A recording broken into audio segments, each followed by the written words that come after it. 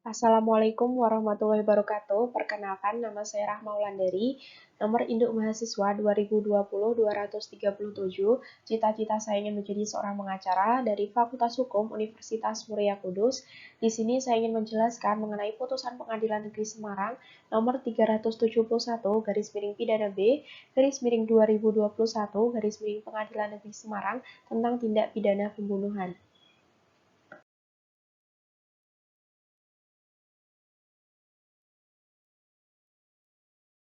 Mengenai duduk perkara, bahwa terdakwa Okta Aprianto alias Okta bin Sugiarto pada hari Rabu tanggal 10 Februari 2021 sekitar pukul 1 WIB di dalam kamar 102 Hotel Royal Phoenix, Jalan Sriwijaya nomor 30 Kota Semarang dengan sengaja merampas nyawa orang lain dengan cara sebagai berikut. Awalnya pada hari Kamis tanggal 4 Februari 2021 sekitar pukul 12 WIB saat terdakwa berada di rumahnya yang terletak di Jalan Madusari, RT 1 RW 9, Kelurahan Jaraksari, Kecamatan Jaraksari, Kabupaten Wonosobo, dihubungi oleh almarhum saudari Nur Araini untuk datang ke Hotel Royal Phoenix, Jalan Sriwijaya nomor 30, Kota Semarang, di kamar 102. Terdakwa langsung mengemasi barang-barangnya, kemudian sekitar pukul 17 WIB, terdakwa sudah sampai di tempat tersebut dan langsung masuk ke kamar 102 dan menginap bersama almarhum saudari Nur Araini alias Milianti alias Rosi Bagaswari tersebut sampai tanggal 9 Februari 2021. Pada tanggal 9 Februari 2021 sekitar pukul 23 WIB, terdakwa dan almarhum saudari Nur Araini berhubungan badan layaknya suami istri. Selanjutnya sekitar pukul 00.30 WIB, almarhum saudari Nur Araini marah-marah dan mencaci maki terdakwa dikarenakan cemburu melihat terdakwa duduk di depan resepsionis hotel dan berbincang-bincang dengan wanita lain.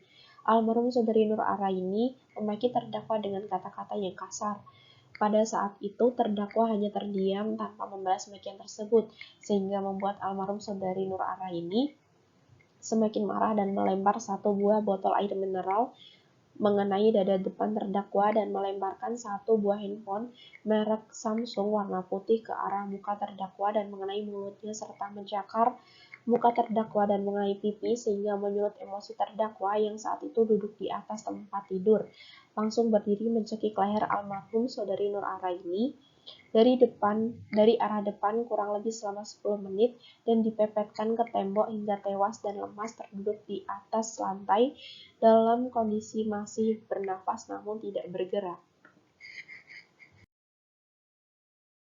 Kemudian oleh terdakwa diseret ke depan kamar mandi yang ada di dalam kamar, lalu dibalikkan tubuh almarhum saudari Nur Araini dan kembali dicekik oleh terdakwa dari arah belakang dan kaki terdakwa menindih bagian punggung almarhum saudari Nur Araini menggunakan lutut terdakwa dan terdakwa membenturkan kepala almarhum saudari Nur Araini ke arah lantai sebanyak 2 kali hingga mengeluarkan darah di bagian hidung dan mulut.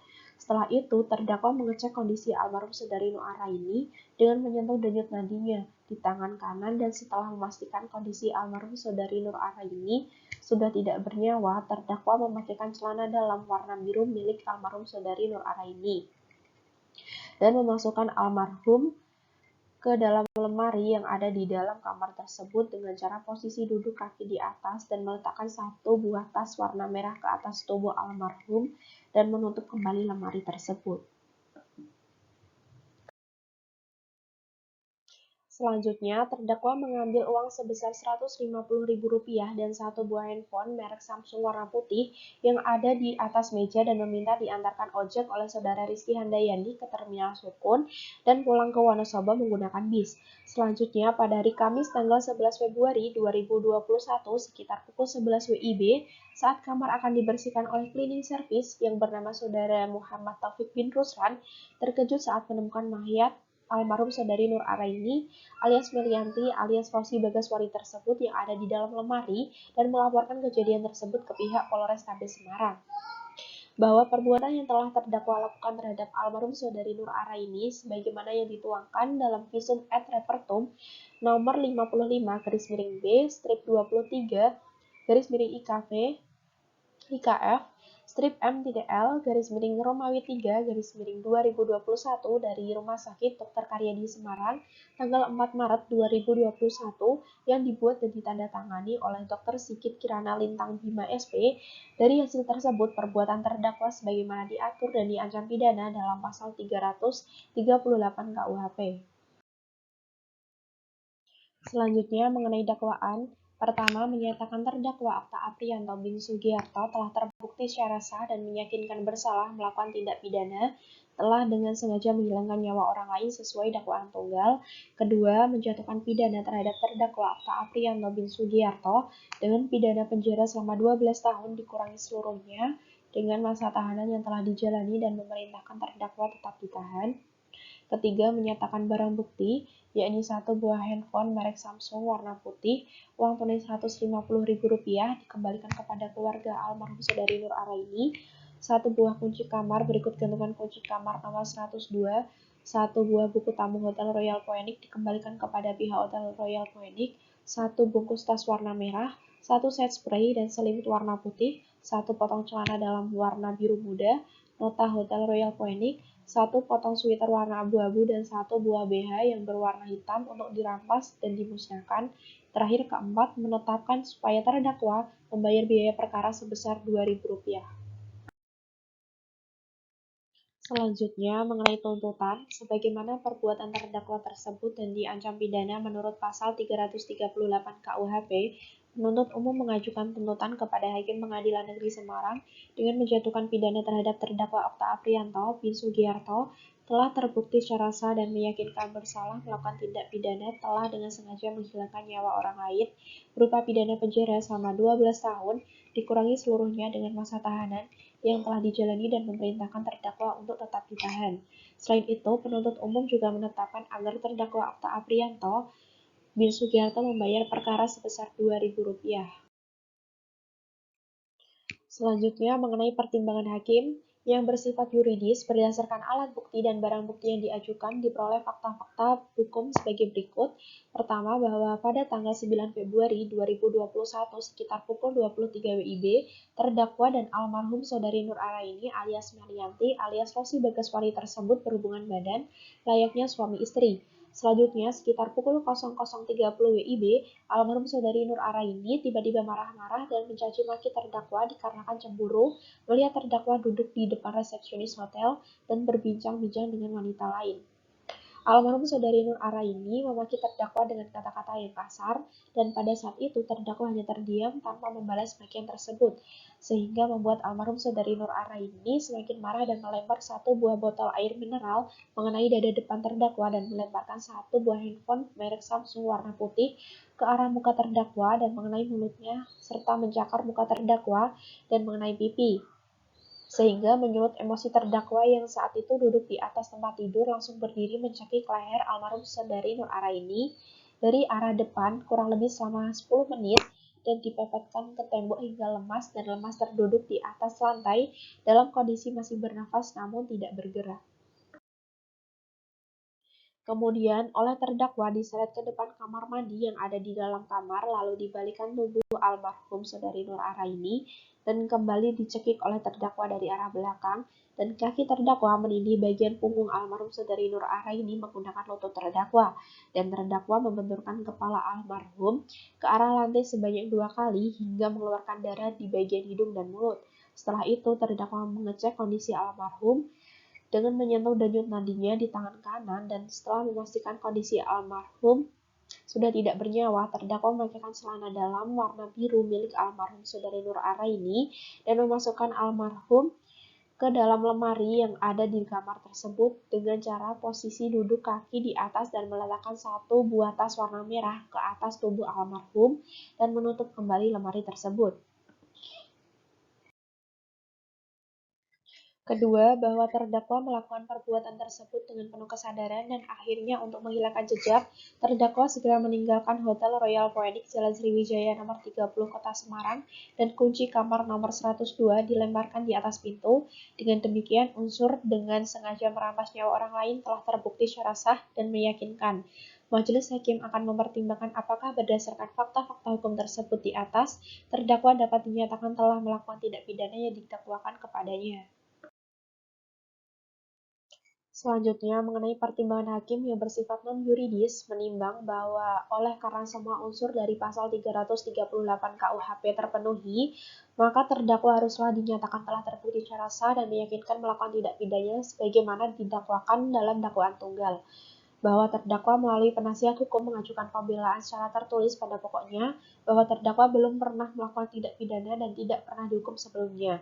Bahwa sebenarnya apabila terdakwa tidak merasa bersalah dan tidak ingin mempertanggungjawabkan perbuatannya, bisa saja terdakwa berkilah agar perbuatannya tidak terungkap karena sebenarnya tidak ada saksi yang mengetahui secara langsung kejadian tersebut.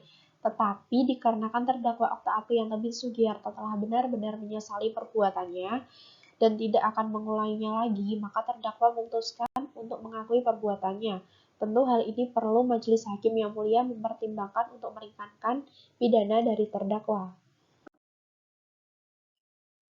Selanjutnya, bahwa terdakwa Okta Apriyanto bin Sugiarto berperilaku sopan dan santun di depan persidangan, dan terdakwa Okta Apriyanto bin Sugiarto ini memiliki tanggung jawab untuk menafkahi anaknya, baik secara lahiriah dan batiniah, menimbang bahwa dalam perkara ini terhadap terdakwa telah dikenakan penangkapan dan penahanan yang sah.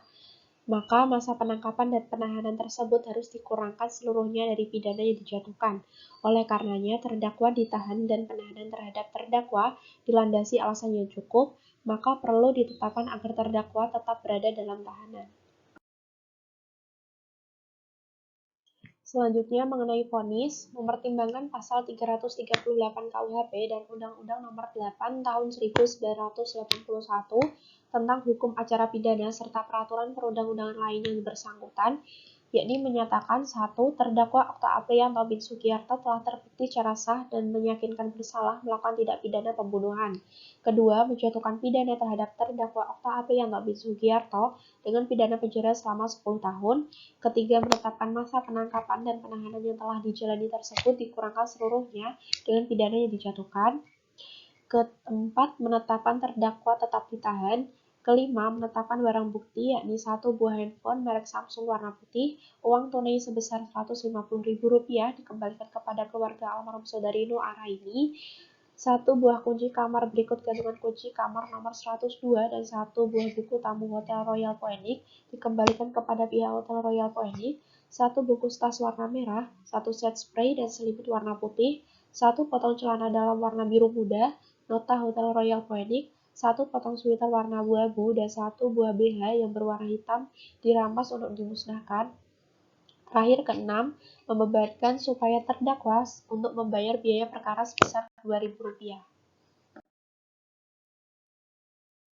Lalu mengenai pendapat saya tentang vonis tersebut, menurut saya sendiri, putusan Pengadilan Negeri Semarang nomor 371/pidana B/2021 Pengadilan Negeri Semarang tentang tindak pidana pembunuhan ini sudah memenuhi 3 elemen secara seimbang, yaitu mengenai keadilan, kepastian hukum, dan kemanfaatan. Keadilan ini dibuktikan dengan adanya penjatuhan hukum atau vonis selama 10 tahun dengan memperhatikan pasal 338 KUHP. Di samping itu, adanya kepastian hukum sebagaimana penjelasan dari Gustav Radberg yang menyatakan bahwa hukum harus didasarkan pada fakta dan kenyataan.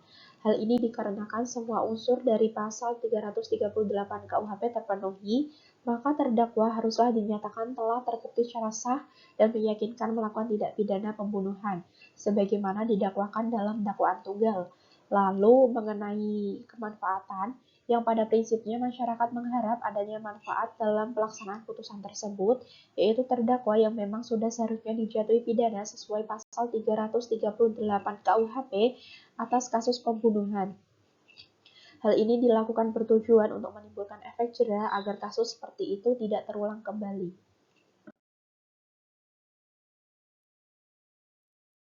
Sekian penjelasan dari saya, kurang lebihnya saya minta maaf. Wassalamualaikum warahmatullahi wabarakatuh. Terima kasih.